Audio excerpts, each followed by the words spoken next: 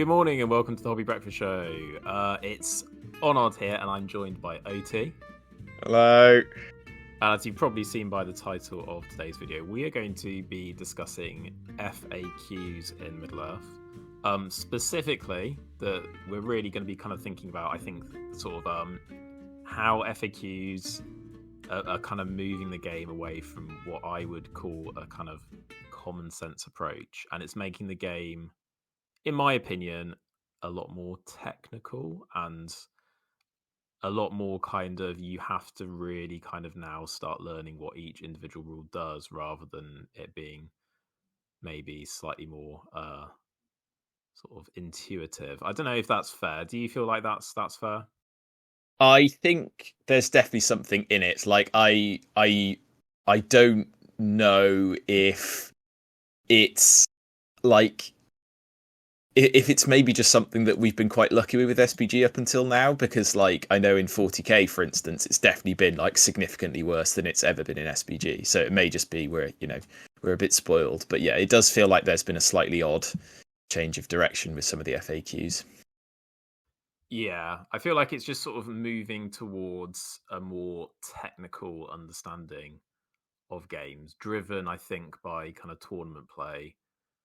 But anyway, we'll get into this. I think it's important to say before we start this discussion, we're not suggesting in this video that you should play the game the way that we're going to interpret the rules. Yeah. The whole point in this is to say that we think that by interpreting the rules too literally, it is kind of actually taking away some of the common sense. But we're going to approach it from the sense of going, when somebody makes a suggestion to the FAQ team and it's taken too literally, like how that kind of impacts the rulings when they then have to make tweaks. So we're specifically going to be discussing a ruling. I think it was 2 FAQs ago, but it will link into one that was made in the most recent FAQ too. And that was the question: do models have to be on the board to be able to use special rules? And the response was yes, unless the special rule only works when the model is off the board, such as Madril's Master of Ambush or Guritz's Master of Reserves. This created a lot of questions straight away. The one that flew around most on Facebook and stuff like that was, what happens with a special rule like fly? If you're moving onto the board, you can't use fly, right? Yeah. And I think this is where the interpretation of the rules is a tricky issue, because the response was, let's not get silly now. You need to use your common sense. So the specific ruling we got was, oh, well, as soon as a model is on the board, they can start using their special rule. Move your eagle 0.1 inches and then fly the remaining 11.9. And that, in practicality, means that it's exactly the same as before. And the specific thing that we were told by the rules writer was, this is intended to stop re-rolls of things like priority. So like Elrond's foresight points. He shouldn't be able to use them unless he's on the board. So that is kind of the setting the stage for what we are going to discuss. Do you feel like that's a reasonable ruling? I think in the very limited scope of the way this FAQ is written, yes. So like, I understand the logic of models off the board not being able to reroll. Like, that makes sense. I'm not mad at that. But the problem, as I think we're going to look at in a second, is how it potentially interacts with some other rules that aren't written in the style that this sort of demands they be. Yeah, I mean, I actually, to be honest, don't think that it's an issue. And this is where I kind of mean like common sense. Are we assuming that like our models are in some sort of like void and they then pop into existence when they enter the board? Because in my mind, like a Maelstrom mission is your character is just off the board and is running onto it. So I don't really see there being a massive issue with you being able to use rules like that. And I don't think that it was game breaking that characters who could use priority rulings. I get that when they're dead, you shouldn't be able to use it. And I also think that this is another thing where it's moved away from common sense. Why are we allowed to use a character's might whilst they're off the board if we're not allowed to use their special rules? So Yeah. I think that this is kind of personally creating more questions and it makes less sense. You move from a game where special rules, especially if they're passive, and I think that's kind of Yeah. key to maybe understanding this, Yeah. are just always in effect, to a game where now some special rules are in effect, others aren't, might always is. And I think this is where it's starting to become, the game becomes less simple rather than it just being everything works. It's, well, sometimes things work, sometimes things don't. So we are going to kind of start breaking this down into where it gets silly. So this is what the bit of the video where if you're about to write an angry comment, we don't think you should play the game like this. We're just pointing out why this ruling potentially creates more problems than it I think solves. the point we're making is that in an extreme situation, the game could be played like this, and that's why it's a problem. Like, nobody plays the rules like this as far as I'm aware, and if you do, I'm not really sure what you're doing. But the point is, there is a scenario in, say, a tournament or something where it might come down to this, and it doesn't seem to make much sense. Yeah, agreed. So the ruling is then, unless the special rule only works when the model is off the board. And this is very interesting. Now, combine this with this idea of you must walk on 0.1 inch, or if you want to, be a kind of really 0.0000 whatever. This Yeah. kind of interpretation suggests that it's not a case of a model is on or off the board. Like, it's not a binary kind of you're either on or off. You have to in some way move onto the board before you are counted as on the board, right? Yeah.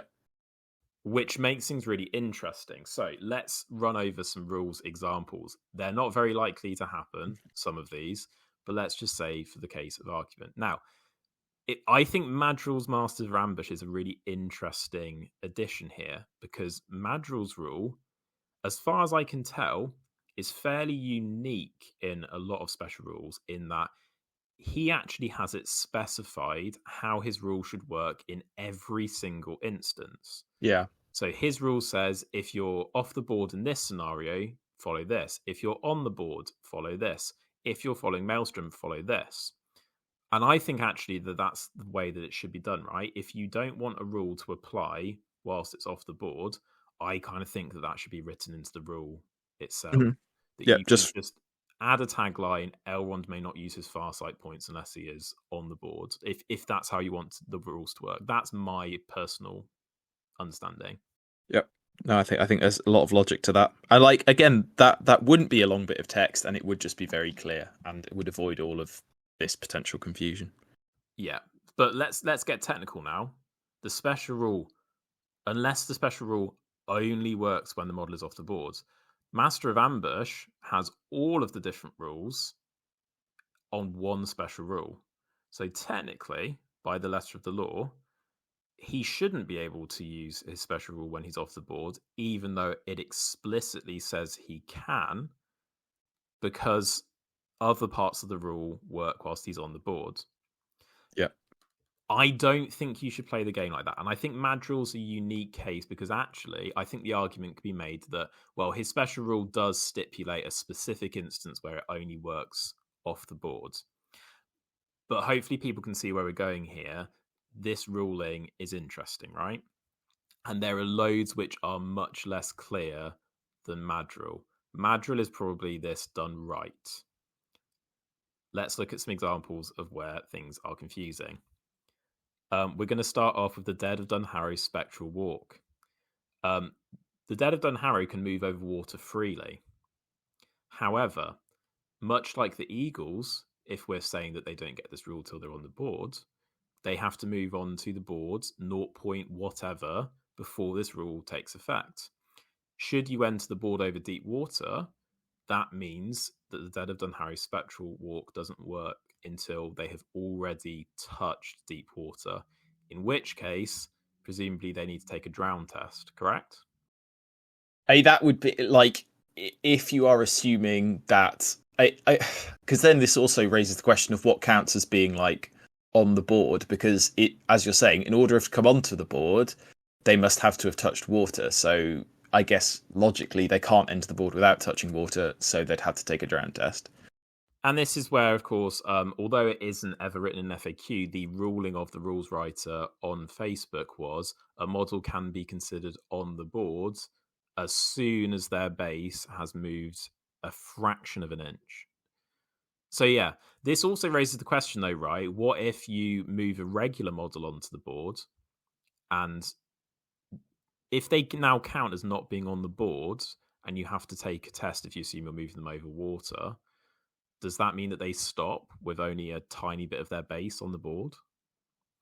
Anyway, that is a can of worms that we're not really going to get into. But there's example number one, okay? Dead of Dun Harrow. They can drown if they move onto the board over deep water, but that's very unlikely to happen, right? That's like a very niche case. Yeah, that is really quite niche. Let's look at some more silly examples. Elrond's Foresight. One of the reasons why this exists. If we're saying that his rule can only work when he's on the board, in a Maelstrom game, you shouldn't be able to roll the D6 of Foresight points. Because he's not yet on the board, and it's a start game effect. So in a Maelstrom game, clearly not the intention of the writer, but in a Maelstrom game, you can't roll the D6. And it doesn't say roll the D6 when Elrond moves onto the board. It says at the start of the game. So in a Maelstrom game, he gets no Foresight points if we follow the ruling that is given in the FAQ. Oof. Oof indeed. I think this might be my favourite example. Asphalloth, the horse, is a passive special rule.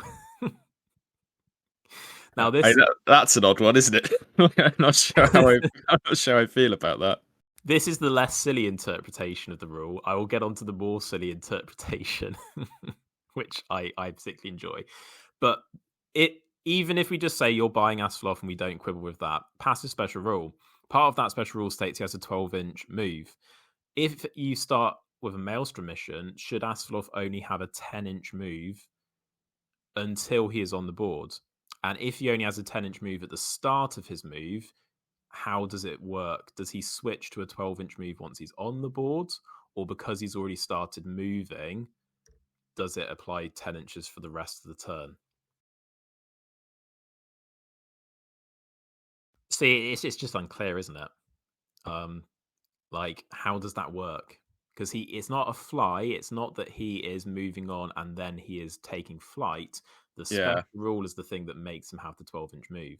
My favorite interpretation of this rule is that Asphalloth, it only states that he is a horse as part of his passive special rule. So he only comes into existence once you're on the board?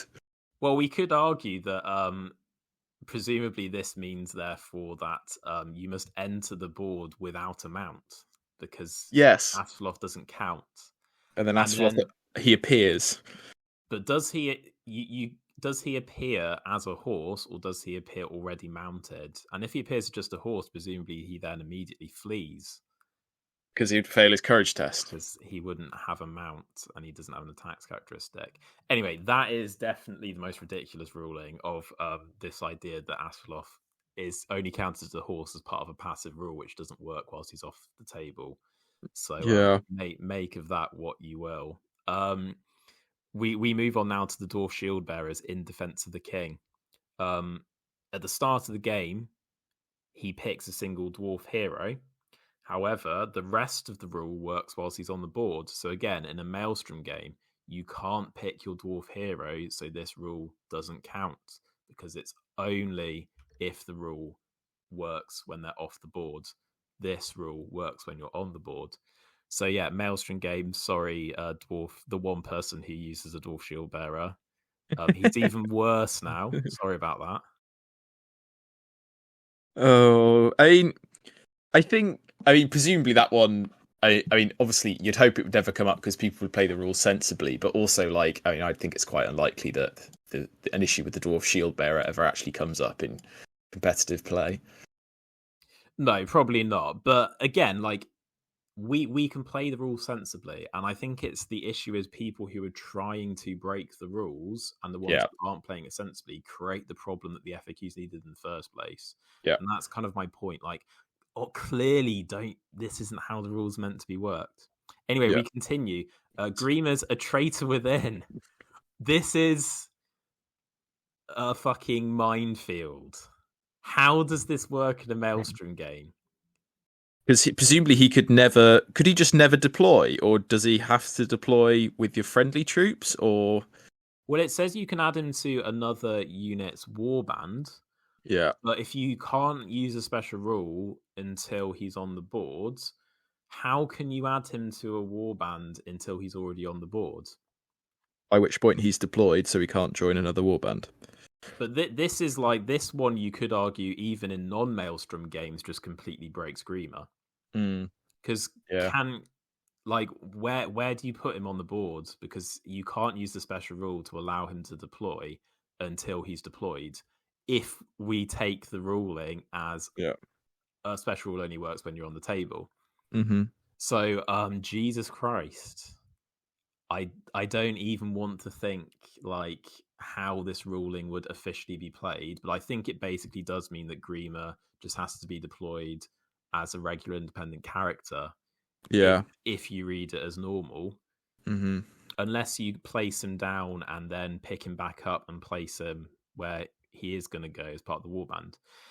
If it's in a Maelstrom mission, though, how can he deploy as part of that warband that is going to be moving onto the table as an enemy warband because he's not on the board to begin with? So that's an issue.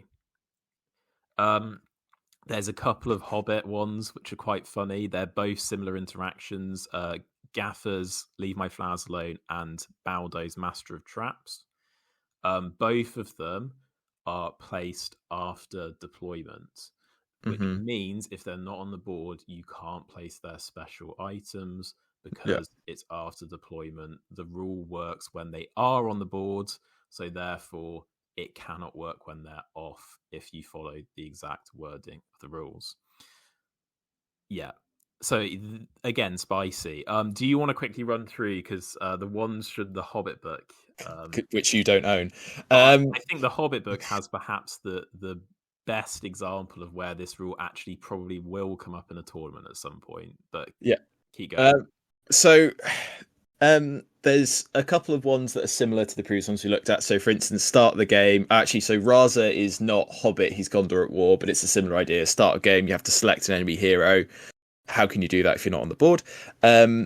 There's the Master of Lake Town, who has a start of game effect called Dragon Sickness. It's where you pick an enemy hero. And if you, I think, are in combat with them, he has to take a courage test or he can flee the board.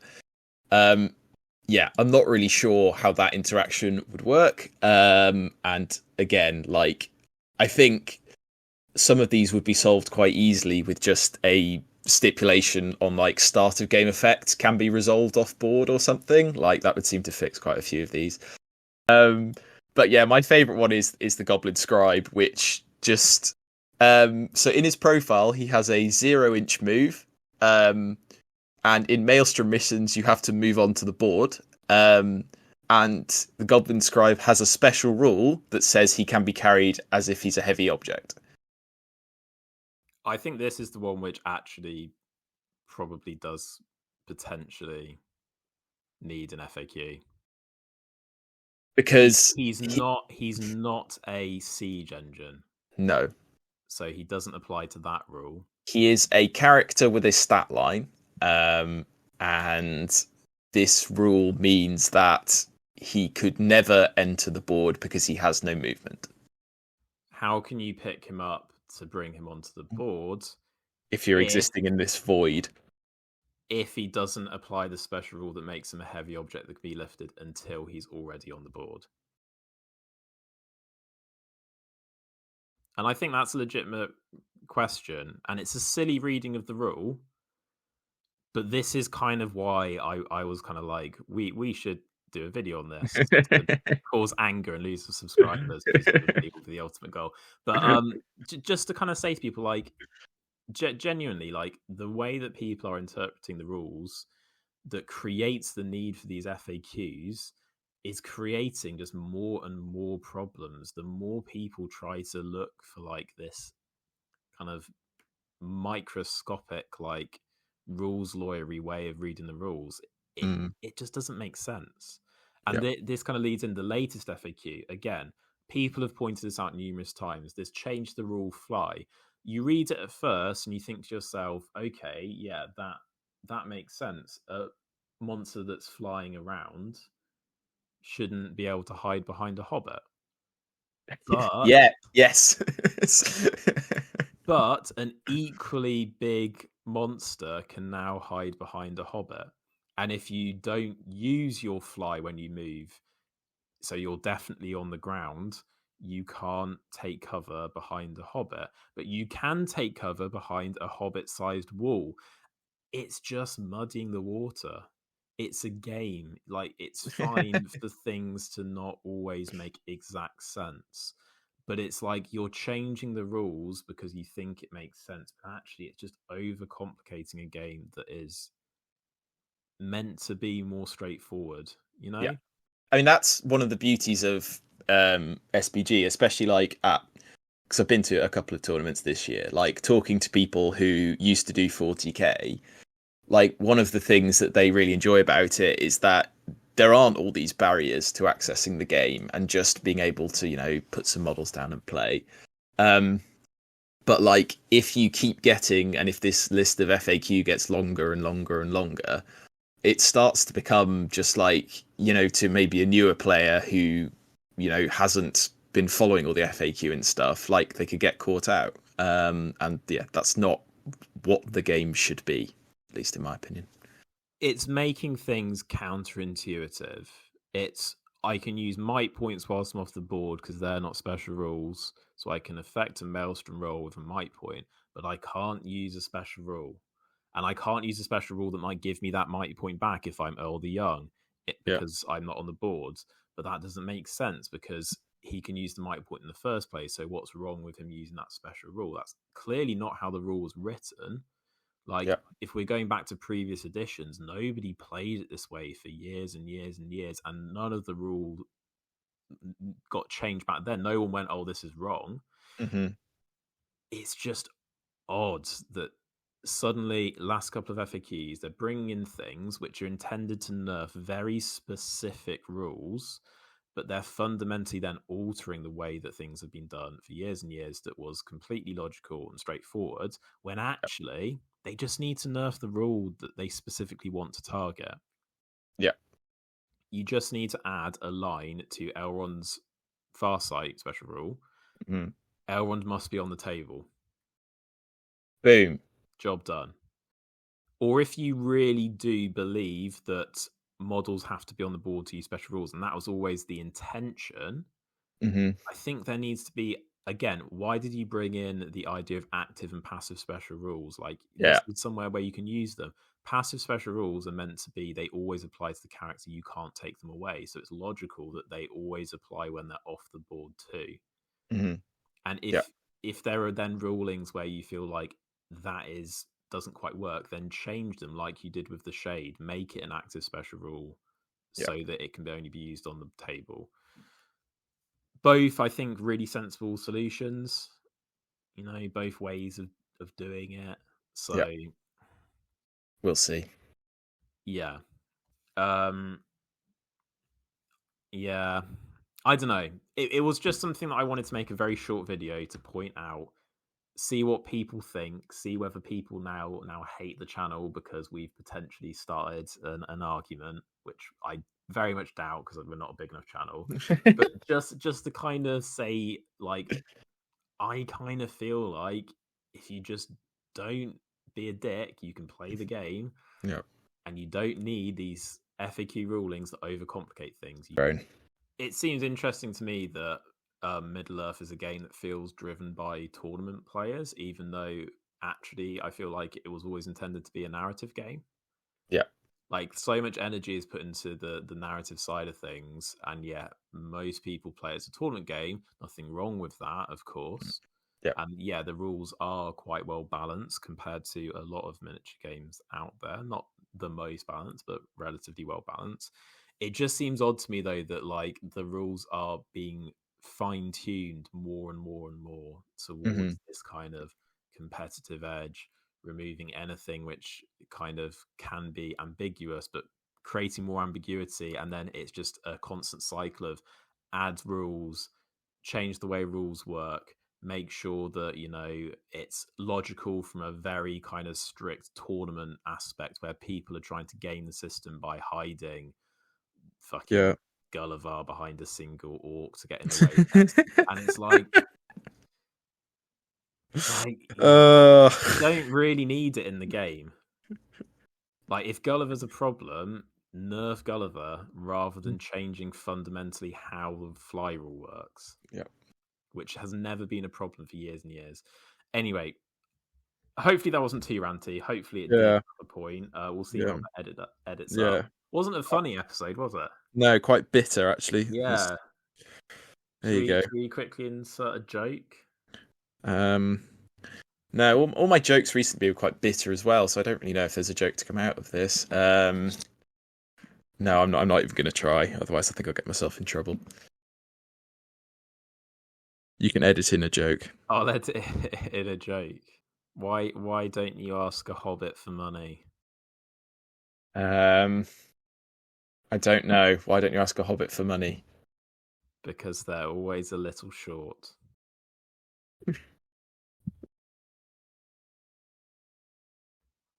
That was the that was the joke. That was the first thing that came up on Google when I typed in Lord of the Rings joke. You're welcome. Wow. What a moment. What a moment. Drop us a like and subscribe. You probably haven't enjoyed this video, so, you know, feel free not to if you don't want to. We'll be back with normal content that's not quite so ranty and so needlessly bitter. It'll be a bit more lighthearted like normal from going on. But I think it's just something that primarily I, but also OT kind of wanted to briefly discuss, just to say, you know, come on, guys. Can we not just, you know, have like common sense rather than having different rules? Whatever this is. You know, anyway, there we go. We'll catch you next time. Bye, everyone.